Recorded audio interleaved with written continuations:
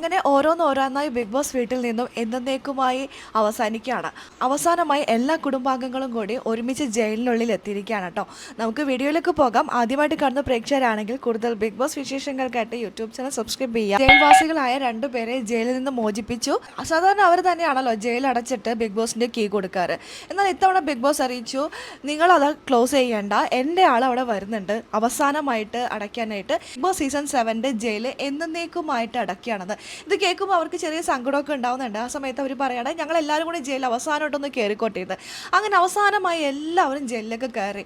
അങ്ങനെ ജയിൽവാസം അനുഭവിക്കാത്തതായിട്ട് ആരുമില്ല കേട്ടോ. സീസൺ 7 എല്ലാവരും ജയിലിൽ അനുഭവിച്ചു.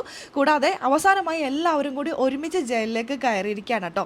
എന്തായാലും രസകരമായിട്ടുള്ള ഒരു നിമിഷങ്ങളായിരുന്നു അല്പസമയം മുമ്പ് ലൈവിലുണ്ടായിരുന്നത്. അല്പസമയം അവരവിടെ ഇരുന്നു പ്രേക്ഷകരോടും ബിഗ് ബോസിനോടും ജയിലിൽ ഇരുന്നുകൊണ്ട് എന്തൊക്കെയോ പറയുന്നുണ്ട്. അത് എപ്പിസോഡിൽ കാണിക്കുമായിരിക്കാം.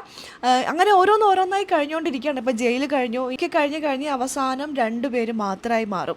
ആരൊക്കെയായിരിക്കും ആ രണ്ടുപേര്? എൻ്റെ മനസ്സിൽ 2-3 പ്രഡിക്ഷൻസ് ഉണ്ട്. അനീഷും അനുമോളും എന്തായാലും ഉണ്ടാക്കും.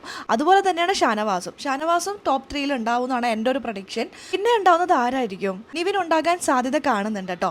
അതേപോലെ തന്നെയാണ് അക്ബറിൻ്റെ കാര്യം. അക്ബറും ഉണ്ടാകും എന്നാണ് ഒരു പ്രതീക്ഷ. പിന്നെ ഉള്ളവരിൽ എനിക്ക് അത്രയ്ക്ക് വലിയ പ്രതീക്ഷയൊന്നുമില്ല.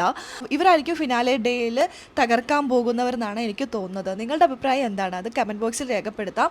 നമുക്കെല്ലാം കാത്തിരുന്ന് തന്നെ കാണാം അല്ലേ. അപ്പോൾ ലൈവ് അപ്ഡേഷൻ നമ്മുടെ ഈ ചാനലിലുണ്ടാവും. ആദ്യമായിട്ട് കാണുന്ന പ്രേക്ഷകരാണെങ്കിൽ കൂടുതൽ ബിഗ് ബോസ് വിശേഷങ്ങൾക്കായിട്ട് യൂട്യൂബ് ചാനൽ സബ്സ്ക്രൈബ് ചെയ്യുക.